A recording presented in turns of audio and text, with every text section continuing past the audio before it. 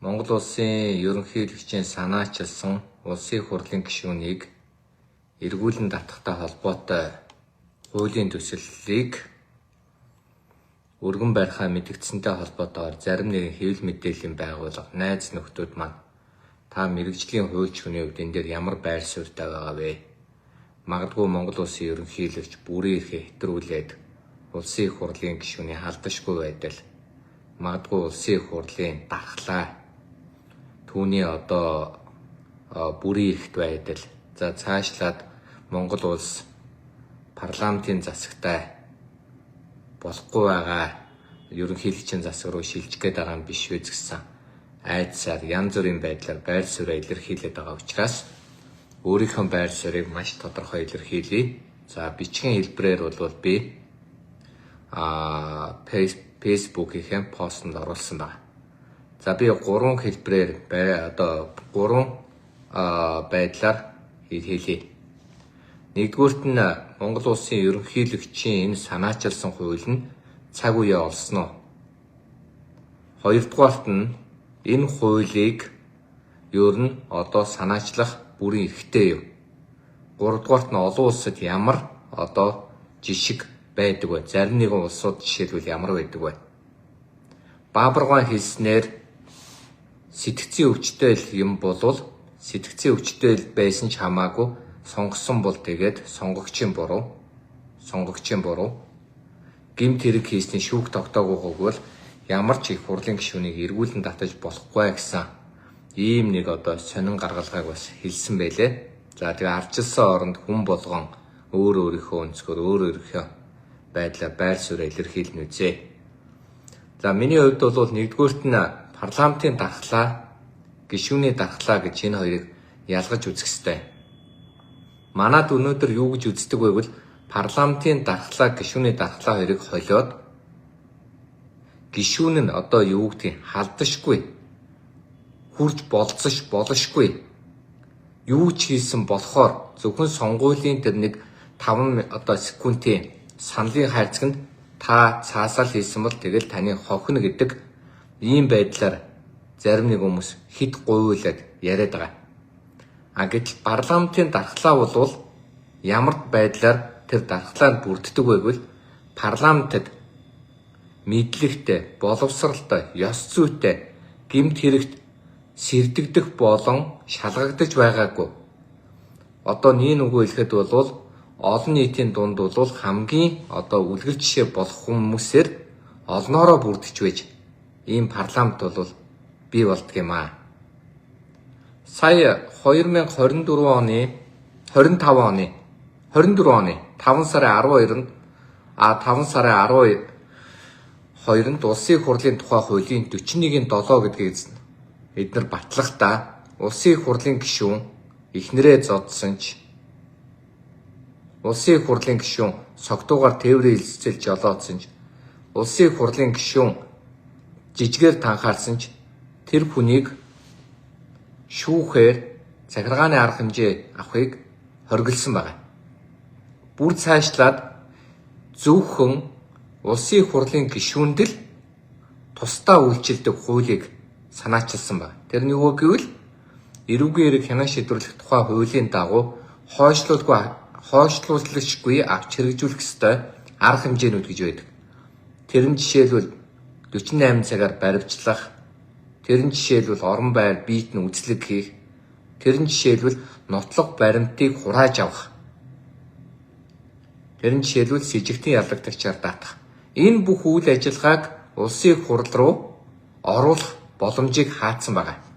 Та бүхэн бас зарим нэгэн хүмүүстэр 41-7-г үзээрэй. Яагаад гэвэл Монгол улсын үндсэн хуулийг давсан ийм заалт байгаа шүү. За тэгэхээр би түрүү хэлсэн парламентын дархлаа гэдэг бол парламентын гишүүдийн чанараас хамаарч парламентын дархлаа бүрддэг болохоос парламентын гишүүд нь чанаргүй байвал парламентын дархлаа өөрөө нуран ундаг. Тэрнээс биш их хурлын гишүүнийг эргүүлэн татах боломж нь олдохоор парламентын дархлаа нуран унж байгаа юм биш ээ. Та нар зүгээр нэг зүйл хэлье л да. Ер нь парламентын гишүүний дархлаа гэж юу вэ гэвэл санаачилсан хууль, гаргаж байгаа шийдвэр, хуультайгаа холбоотой ярьж байгаа байр суурь, мөн улс орныхоо эрх ашигын төлөө үзэл бодлоо ямар ч хэлбэрээр илэрхийлсэн тэр илэрхийлэлд нь хуулийн хариуцлага хүлээлгдэггүй. Тэр утгаараа зарим парламентын гишүүд хоорондоо үзэл бодлоо илэрхийлэлдээ ус заацах, зодолдох, тэр үедхийл одоо тэр хуулиа батлуулах гэж янз бүрийн байдлаар бойкот хийх ийм үйл явцад өрнөдөг. Ийм үйл явц нь үнэхээр тухайн хүнийг одоо гэмтээж бэлтээгээгүй, төрийн эрхийг хууль бусаар авах гэж оролдоогүй, зүгээр эмоцийн гарсан илэрхийлэлд нь эрүүгийн болон захиргааны хариуцлага хүлээлгдэггүй. Түүнээс биш 40 их найдын хулгай хийчихэд, нүүрсний хулгай хийчихэд, жидүүгийн хулгай хийчихэд, 60 тэрбумын хулгай хийчихэд, хөгжлийн банкны хулгай хийчихэд, сангуудын хулгай хийчихэд, тариалан эрхлэх сан. Дээр нь одоо боловсролын сан гэдэг бүх сангуудыг хулгай хийчихэд 4 жил хүн үлцэх хугацаанд дуустал зарим нь бүр 20 жил улсын хурал дотор нуугдан байхыг өнөөдөр улсын хурлын гишүүний бүрэн эрх гэж хэлэхгүй. Дээр нь та бүхэн мэдж байгаа. Монгол улсын бүх иргэд ажил хөдөлмөр эрхэлснийхээ төлөө цалин хөлс авч, нийгмийн даатгал төлж, татвар төлдөг. Гэтэл улсын их хурлын гишүүн үндсэн хийх ёстой ажил нь хууль санаачлах. Хуулийн төсөл, санаачилсан хуулийн төсөл саналаа хэлэх.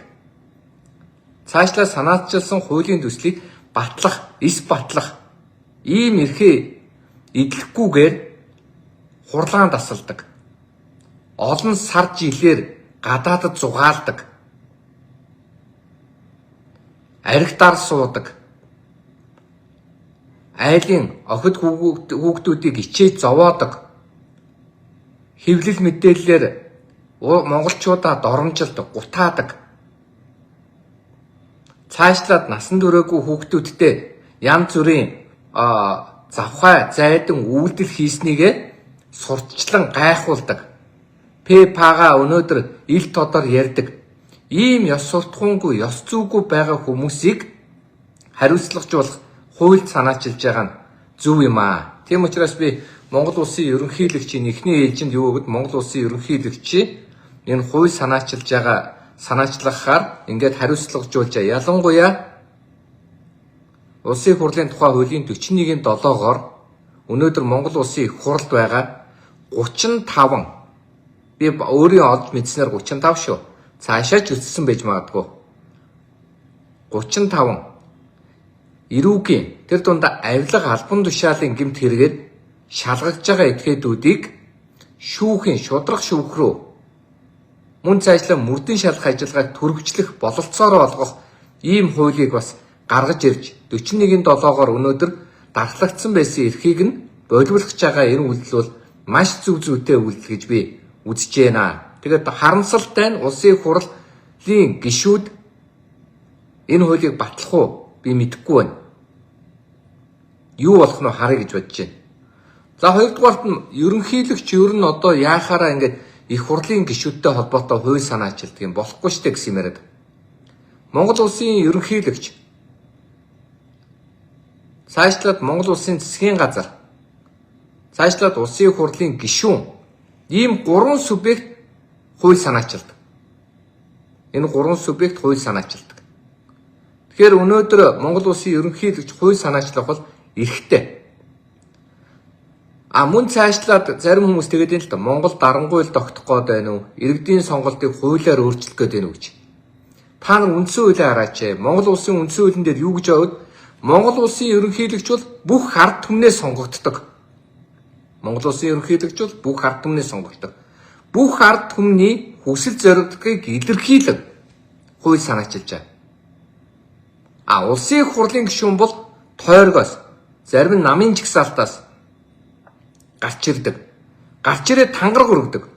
Ямар тангараг өргөдөг вэ гэвэл нийт ард түмний эрх ашигын төлөө би ажиллана гэж тангаралж байгаа. нийт ард түмний эрх ашигын төлөө.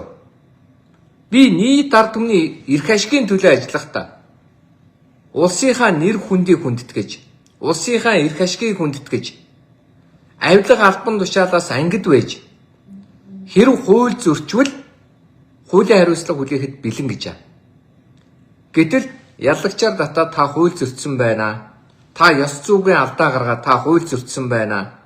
Та жижигээр танхаараа, томоор танхаагаараа хууль зөрчсөн байна гэд хэлэхээр тэр нь тангаргаасаа нийцэж байгаа үйлдэл биш үү? Дайны үед цэрэг хүн тангаргаасаа нийцвэл яадаг вэ? Асар хатуу шийтгэгдэг. Бүр буудан алжиж болдог. Тийм биз? Гэтэл нийт ард түмний эрх ашигыг төлөө ажиллана гэж тангараг өргөцсөн хүмүүс тангаргаасаа нэтсэн бол түүнийг өөрчлөн солих эрх Монголд байхгүй юу? Тийм байх ёсгүй юу? Энийг та бүхний бодоод үзээрэй. Дээр нь олон улсын жишгийн тухай ярьж байна. Би бас нэг жаахан юм үзлээ. Ер нь энэ олон улсад ямар байдгийг. Парламентын дархлаа гэдэг бол та бүхэн мэдээ. Ихэнх ардчилсан улсад парламентын дархлааг бол хатуу хамгаалж явдаг. Ингэж хатуу хамгаалахдаа түрүүний миний хэлснээр парламентын гишүүний хараат ус байдал. Парламентын гишүүний үг хэлэх эрх бай. Парламентын гишүүний хууль санаачлах эрх. Парламентын гишүүний үзэл бодлоо илэрхийлэхийн хуульчил чөлөөтэй байлгадаг. Түүнээс биш. Магадгүй тэр үг хэллэгээрээ заримдаа ганц хоёр хүнийг одоо хэтрүүлээд гүтгцэн, доромжилсан байвал эрүүгийн ч урмаар биш. Магадгүй тэр нөгөө улс төрийн эмоцоор хийсэн учраас тэрийг бол хуралдааны явцад хийсэн альва үгэнд нь хариуцлага үүрдэг. Монголд яг ийм байгаа. Энэ хуулийг хөндөөгүй учраас парламентын дархлаа халдаагүй гэсэн үг. Харин Их Британи, Канада, Шинэ Зеланд, Америкийн нэгдсэн улс, Герман, Итали, Орос, Украин, өөр юу байдгийг, Голланд, Швед бүх улсад их хурлын гишүүний эрхийг гэмт хэрэг хийхийг өмөрөхгүй гэж байна. Хамгаалахгүй гэж байна. Европ бол бүрд энэ дээр бүр хатуу заасан байгаа. Тийм учраас өнөөдөр энэ улсын их хурлын гишүүдэд хэрвээ бид нар хариуцлагажуулаад гэмт хэрэг талбогцсныг нь өнөөдөр шалгаад тогтоогоод явахгүй улсаараа бид нар харж их салтанд орно. 41-7-оор орно. Улсын их хурлын тухай хуулийн 41-7-оор орно. Авилгалтай тэмцэх газар сая 10 алхам ухарсан. Авилгалтай тэмцэх газар 10 алхам ухрахт нь авилгачид нийлж ягаад авилгалтай тэмцэх газрын дарга авилгалын илчилсэн Даштаваагаас өшөөгөө авах гэж байгаа юм шиг түүнлүү дайрсан. Даштаваа чи энэ авилгалыг илрүүлж чадаагүй учраас Даштаваа чи энэ авилгалтай тэмцэхгүй байгаа учраас бид 10 алхам хойшлоо. Гэтэл худлаа байсан. Жинкнээсээ худлаа байсан зүйл нь юу гэвэл улсын их хурлын хамгийн дээд талын төвчний хүмүүсийн авилгалыг илчлээд шүүхээр оруулах гэхээр хуулиараа хамгаалцсан. Дархлаа гэдэг нэрээр улсын их хурл нь гэмт хэрэгтнүүдийн сүүлдээ бүр биеийн үнэлэгчдийн сүүлдээ бүр мэдрэл сэтгцийн өвчтөй хүмүүсийн одоо хадгалагддаг үүр болчиход байна. Энийг хизээ хин юм болгосон бэ гэдэг та нар эргээд нэг анхаар. Эргээд нэг бод. Тухайн үед ган төмөр, тухайн үед оюун эрдэнэ, тухайн үед Дорж ханд, тухайн үед Батбаатар, тухайн үед хэн байдгийг тэр намын одоо энэ номтой бай. Энэ нөхдүүд нийлж байгаад энэ жигсаалтаа оруулахдаа, энэ тойргоо батлахдаа, тойргийн зөв шудраг гишүүдийг нь битгий дэвшүүлээрэ. Харин бидэнд үгэнд ордог. Гэмт хэрэг хийгээд өнөөдөр бидэнд барьцаалагдсан байгаа. Чамайг шүүх рүү явуулна шүү гэд. Би одоо санаж Салдангийн одон туяг жишээлбэл эрүүгийн хэрэгтэй байхад нь орж ирээд хэрэг нь хэрэгсэхгүй болж ирсэн. Сэд дөрж би санаж байна. Шүүх рүү хэрэг нь байж ирсэн, шүүхээр шийдгээг байгаа. Би өөрийнхөө намынхны хувьд хэлж шүү. Мөнхбатын үед бас тийм байсан. Хос хоёрын хувьд тийм байсан. Тэгээ ийм хүмүүсээ дэмжээрэй. Ийм хүмүүсээр парламентыг бүрдүүлээрэй. Тэгээ бүгдээрээ авилагчдыг хамгаалдаг, өөрсдийнхөө гэмт хэргийг нуудаг, төрийг хууль бусаар олж авдаг ийм зарчим руугаа бүгдээр хамтдаа явна шүү гэсэн байдалтай сая төрийн баг эргэлчиг юм хийх шатлаа. Үндсэн хуулийн бус аргаар засгийг огцрууллаа. Ажил хийжсэн. Та нар мэдж. Энэ бол 80-аад оны залуучуудын нийгмээр Монгол улсыг хүний эрх шударгаас гэдгийг халахвчлан Монголын төрөөр, Монголын парламентаар, Монголын үндсэн хуулиар тоглосон байсан. Өөрөөр хэлэх юм бол 6 жилийн тэр ковидын зардал, нүүрсний хулгай, маш олон зүйлүүдийг дараагийн парламентын гишүүд нь орж ирээд бүдүүлгээр хэлбэл бүгсийг нухчих байх гээд ингээнэ хэлбэл их хурлын эрхэм гишүүн нэрээрээ ярьж агаад эрүүгийн гэмт хэргийг илчилчих байх гэж айгаад дараагийн парламентыг хамтарсан засагтай хамтарсан парламент олон байх боломжоор биднийг зугаацуулж явах хүмүүсээр дүүргэсэн. Өөрөөр хэлэх юм бол бид гэмт хэргийг сонирхоход энд нь гэр бүлийн хэрүүл яваад иддэг. Ард түмэн нарийн мэдэхгүй штэ. Тийм учраас ард түмнийг завгүй байлгах тайзан дээр тоглодог нэг дөрүүдийг гаргаж ирээд. Ард түмнийг өнөөдөр завгүй байлгахын тулд авилга албан тушаалын ганц хоёр хэрэгүүдийг нь гаргасан шалгасан болоод нуудаг ийм тогтолцоо руу орцсон байсан. Тийм учраас энэ эргүүлэн татах хууль маань хэрвээ албан ёсоор батлагдаж хэрэгжиж чадах юм бол Монгол аврагдана. Тийм учраас би өнөөдөр тодорхойлж байна. Хэвлэл мэдээлэл, сошиал орчинд гүтгсэн, гуйвуулсан, доромжилсан янз бүрийн үйлдэлүүд яваад битгий эргэлзэж тэнэгэлзээрээ энэ хуулийг батлуулахын төлөө бид эцсээ хүртэл явах ёстой. 34 жил их хурлын гишүүдэд бид эрхлүүллээ шүү дээ. Ивийн минь, хөөрхийн минь, сайд минь, сайн юм, сайхан юм, намын минь гэд бид нар хайрлалаа шүү дээ. Гэтэл эцэст нь юу болов? Тэд төрөөс төрдөг тэр бомтон болсон бид төрхөндөө байгаад татвараа төлөөд айдас дунд амьдралын хүнд бэрхшээл дунд амьдарч байна. Тиймээс Монгол улсын ерөнхийлөгчийн санаачилж байгаа хуулийг нийтээрээ дэмжиж авилгалаас ангижрахын тулд магадгүй эргүүлэн татах энэ хууль батлагдсны дараа бид авилгалтай тэмцэх газрын даргад шахалт үзүүлж болно. Яагаад эргүүлэн татахгүй байгаа? Яагаад энэ гэмт хэрэгтнүүдийгдээ хариуцлага үүрүүлэхгүй байгаа? Яагаад хууль бус ийм гэмт хэрэг хийснийг зарлаад ахад яагаад тэрийг шалгахгүй байгаа гэж хэлж болно. Тэгэхгүй бол өнөөдөр нөхдүүд хууль нь байхгүй, шалгаж болохгүй гэд дархлагдсанаасаа болоод өнөөдөр дараагийн авилагчдаа үе удмаар дамжуулан энэ төрийг эзэлж байна. Тэгээ Монгол оршихуй дээр тулсан үндэсний аюулгүй байдал гэдэг чинь энийг хэлээд байна. Тэрнээс биш санаачилж байгаа хүнийг санаачилсан хуулиас нь болоод улс төрийн шахалт үзүүлэх. Төр засгийг шүүмжилснийхэн төлөө дарамт шахалт үзүүлэх. Сүрг хүчний эрх баригчдыгаа огцруулах байгаа төлөө олон нийтээр нь хомрлон барих хорих ийм үйлдэлийг бол хинч дэмжихгүй, хинч зөвшөөрөхгүй. Тийм учраас өнөөдөр энэ эргүүлэн татах хууль хэрвээ батлагдахгүй бол их хурлыг тараах дараагийн алхам руу бол Монгол улсын ерөнхийлөгч орсон дээр шүү. Төрөө цэвэрлж ав. Ганцхан удаа сонгогдоод ганцхан удаа Монгол төрийн тэргүүн болох тэр алтан боломжийг өнөөдөр агуу үйл бүтээж түүхэнд үлдэх нь таны одоо эцсийн шийдвэр шүү гэж хэлмээрээ.